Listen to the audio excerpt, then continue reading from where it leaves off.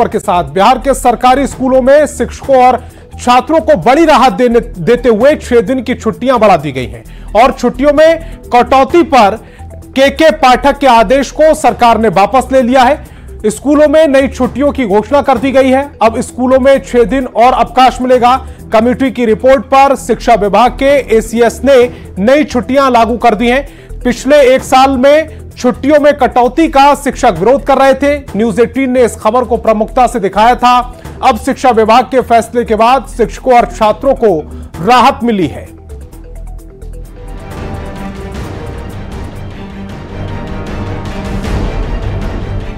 खूब पढ़ाइए और त्योहार भी मनाइए। जी हां, इसी मकसद के साथ बिहार के शिक्षकों की 1 साल पुरानी मांग पूरी कर दी है शिक्षा विभाग ने।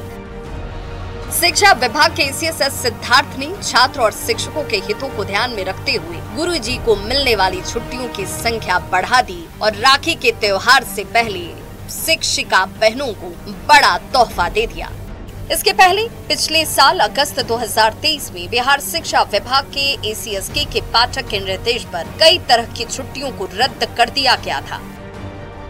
इससे साल में तकरीबन 14 छुट्टियां कम हो गई थी। इस फैसले का शिक्षकों ने जोरदार विरोध किया और नए एसीएस से इसे ठीक करने की लगातार मांग की जाती रही। अब इस नए नियम के बाद कौन कौन सी छुट्टियां गुरुजी को मिलने जा रही हैं, वो भी जान लीजिए। बिहार के सरकारी स्कूलों में 6 दिन की छुट्टियां बढ़ा दी गई हैं। छुट्टियों में कटौती पर पहले के आदेश को वापस ले लिया गया है और इसीलिए अब रक्षाबंधन पर 1 दिन की छुट्टी आपको मिलेगी। हरितालिका व्रत यानी कि तीज का त्योहार करने वाली महिला शिक्षिकाओं को भी ध्यान में रखा गया है और इसीलिए 2 दिन की छुट्टी दी गई है। अनंत चतुर्दशी पर 1 दिन की छुट्टी होगी।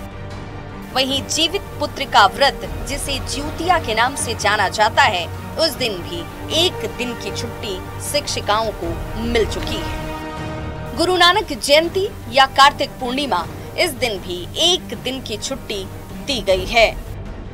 तो शिक्षकों के लिए अब अच्छे दिन की शुरुआत हो चुकी है और एक एक कर उनकी तमाम मांगों पर शिक्षा विभाग उनके हितों को ध्यान में रखते हुए फैसला ले रहा है। अब तक जिन छुट्टियों को तत्कालीन एसीएस के पाठक ने कैंची चलाते हुए कम कर दिया था, अब नए आदेश के साथ नए एसीएस सिद्धार्थ ने इसे बहाल किया है।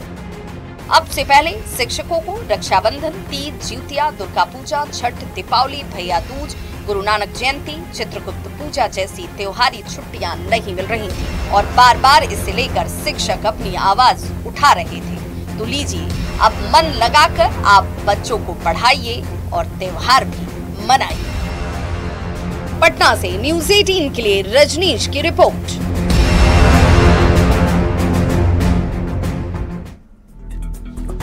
और सरकार द्वारा सरकारी विद्यालयों में छुट्टी में की गई बढ़ोतरी का शिक्षक नेताओं ने स्वागत किया है। शिक्षक नेताओं ने सरकार को इसके लिए बधाई भी दी है। आदरणीय सिद्धार्थ जो है बहुत संजीदा व्यक्ति हैं। उन्होंने आते ही जो शिक्षकों का छुट्टी कटा था उसको संज्ञान में लिया और कमेटी बना के उस पर त्वरित कार्रवाई की और आज जो बहुत सारी छुट्टियां कट गई थी वो हमें फिर से रिस्टोर हो रही है, वो हमें मिल रही है। तो इसके लिए उनको बहुत बहुत बधाई और धन्यवाद। शिक्षा विभाग के माध्यमिक शिक्षा निदेशक के द्वारा आज सरकारी विद्यालय के शिक्षकों और छात्रों को 6 छुट्टी वापस की गई है और इस 6 छुट्टी को देने से खास करके हिंदू धर्म को मानने वाले शिक्षकों में खुशी की लहर दौड़ गई है और खास करके महिला शिक्षिका जो तीज करती हैं, जितिया करती हैं, उन लोगों ने भी राहत की सांस ली है। हमारी जैसे ही छुट्टियां वापस हुई हैं, मैं इतनी खुश हूँ। मैं क्या, पूरे बिहार की महिला शिक्षिका इतनी खुश है कि उसको शब्दों में आज व्यक्त नहीं किया जा सकता। रक्षाबंधन जैसा हमारा पावन त्योहार जो भाई बहन का होता है, उस पर हमारी छुट्टी वापस हो गई है। तीज हम सेलिब्रेट कर सकते हैं, जितिया सेलिब्रेट कर सकते हैं। Thank you so much Siddharth sir. और इसी बीच सूत्रों के हवाले से बड़ी खबर मिल रही है। शिक्षकों की मांगों पर विचार करेगी सरकार। दुर्गा पूजा, दिवाली और छठ जैसे कई और त्योहारों में छुट्टियां बढ़ सकती हैं। शिक्षा विभाग जल्द ही बाकी छुट्टियों को लेकर फैसला लेगा।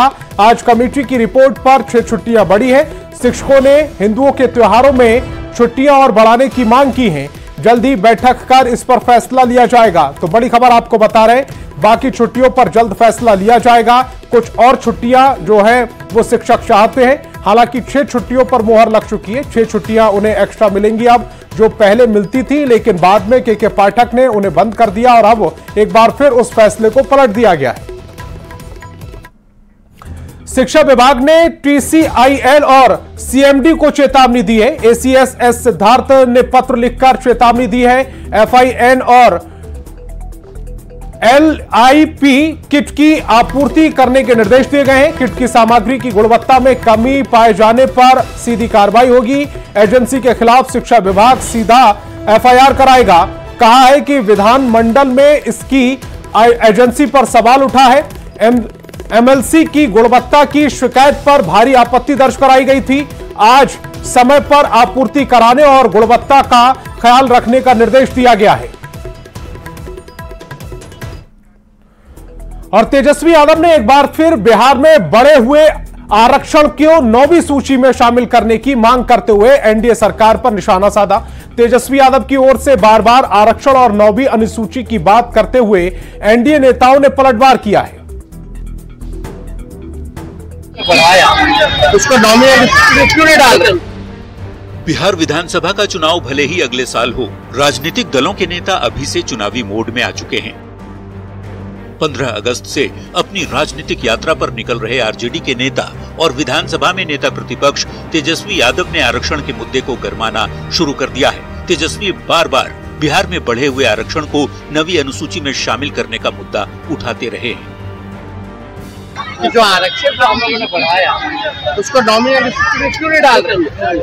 क्या कारण? और बिहार में आपने वादा किया था कि बिहार को विशेष राज्य का दर्जा दीजिएगा, उसका क्या हुआ? तेजस्वी यादव की ओर से बार बार एक ही सवाल करने पर बिहार में सियासी माहौल बेहद गर्मा गया है। बीजेपी ने तेजस्वी पर आरक्षण और 9वीं अनुसूची को राजनीतिक हथियार की तरह से इस्तेमाल करने का आरोप लगाया है। जो लोग स्कूल और कॉलेज का पढ़ाई नहीं कर पाते हैं, फेल कर जाते हैं, तो बाहर में उनको एक डिग्री मिलता है थेसरोलॉजी। तो वही थेसरोलॉजी वाले नेता लोग विकास की बात नहीं करके भावनात्मक बात करके समाज को बांट करके आज राजनीति करने के ताक में।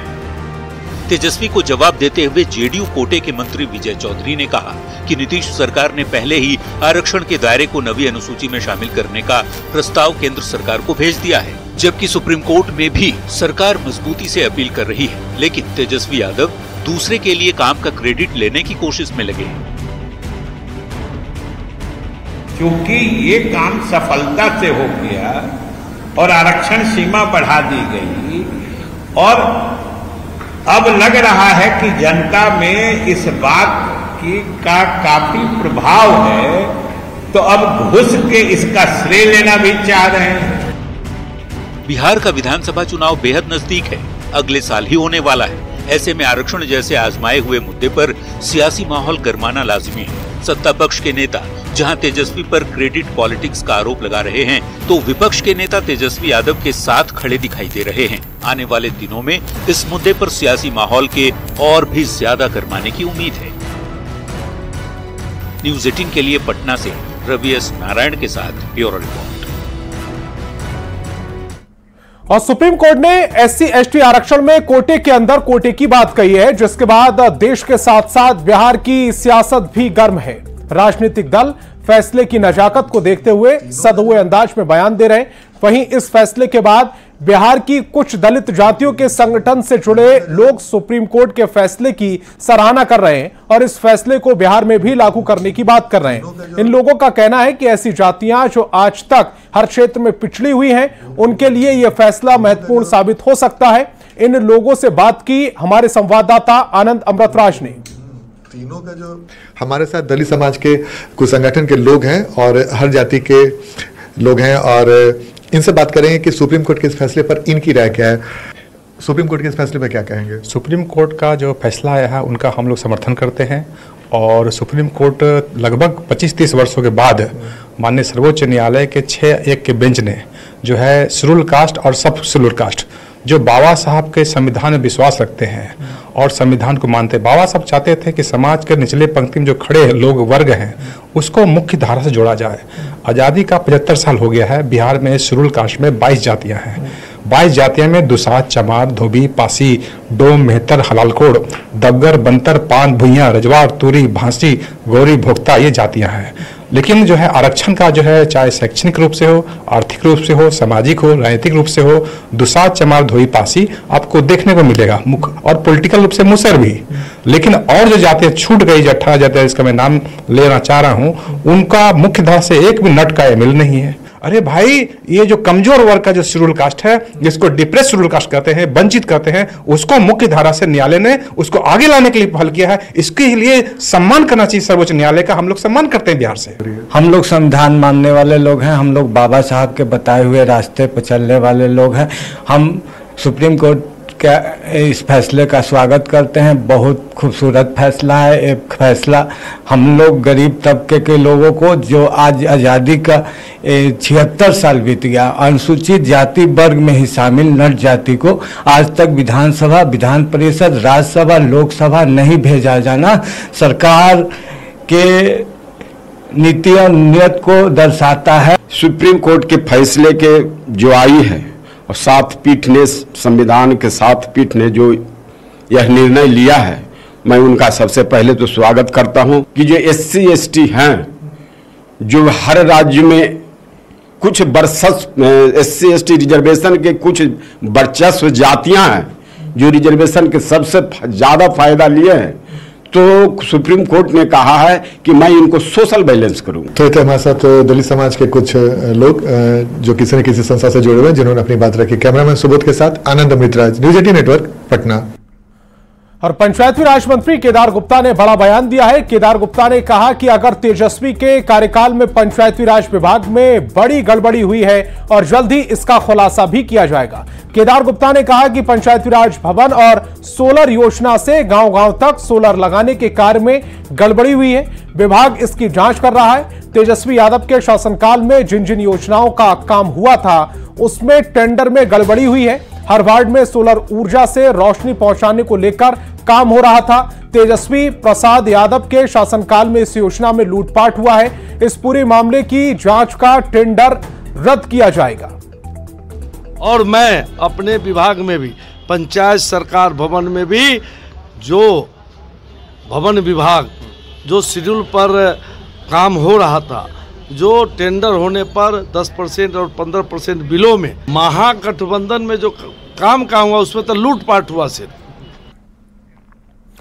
बिहार में जेडीयू और बीजेपी का गठबंधन है। जेडीयू का इस बात से को लेकर परेशान है कि बीजेपी के कुछ नेता ऐसे बयान देते हैं जिससे मुस्लिम समाज परेशान हो जाता है। अल्पसंख्यक कल्याण मंत्री जमा खान ने बीजेपी नेताओं से अपील की है ऐसे बयान ना दें जिससे मुस्लिम समाज जेडीयू से रूठ जाए।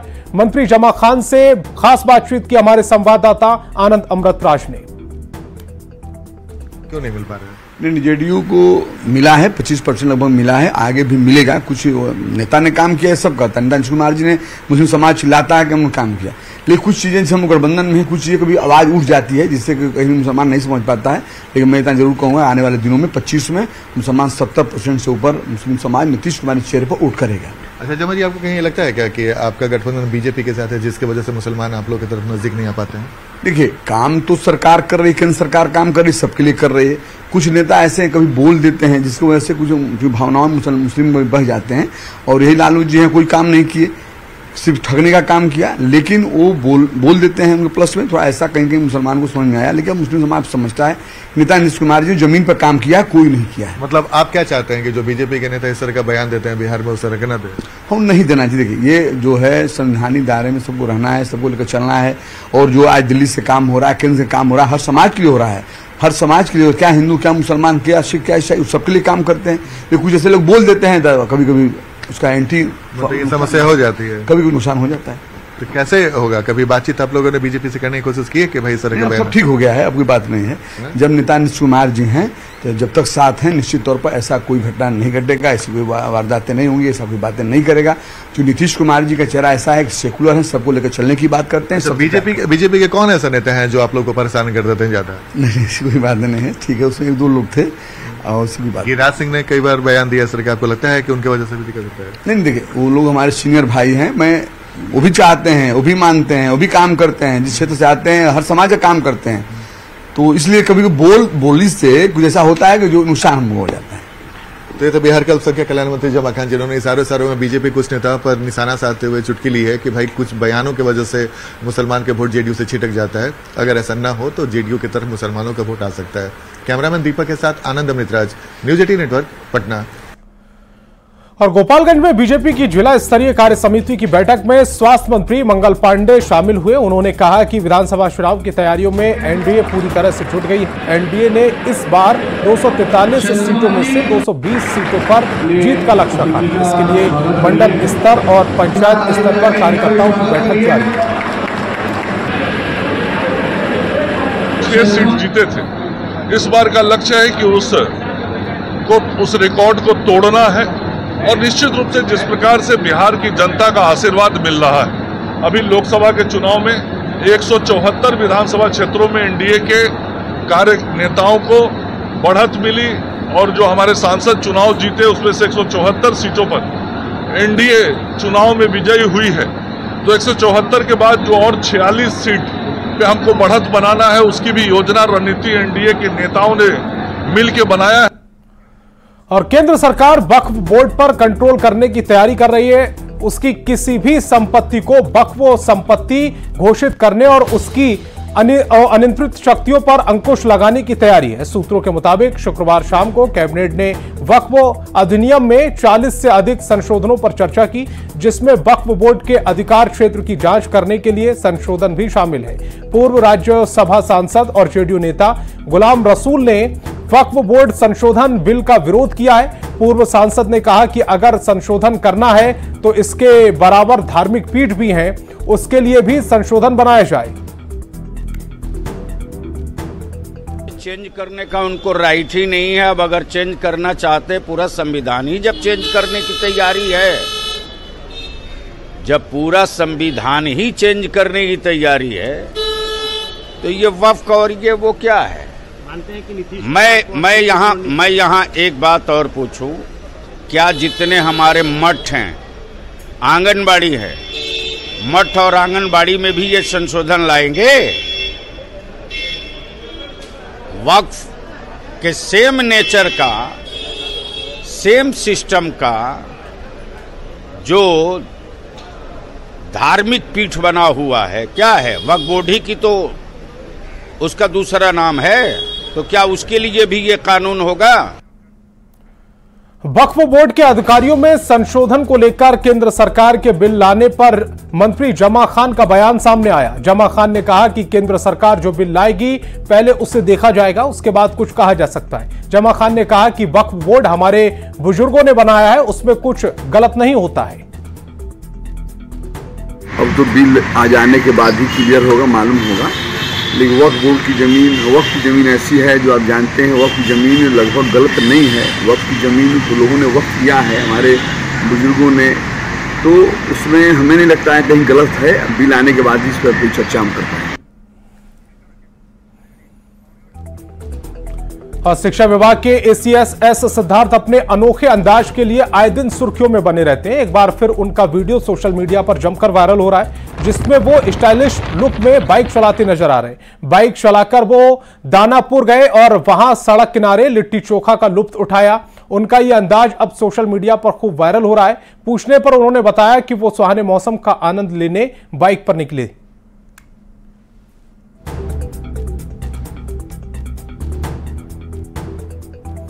भागलपुर में सबौर कृषि विश्वविद्यालय के 15वें स्थापना दिवस कार्यक्रम का आयोजन किया गया। इस कार्यक्रम में जेडीयू विधायक गोपाल मंडल भी पहुंचे थे, लेकिन विधायक जी को कार्यक्रम में नींद आने लगी और वे सो गए। ग्रामीण विकास मंत्री श्रवण कुमार के बगल में विधायक जी आराम से सो गए। मंत्री जी की जब नजर पड़ी तो उन्होंने विधायक जी को जगाया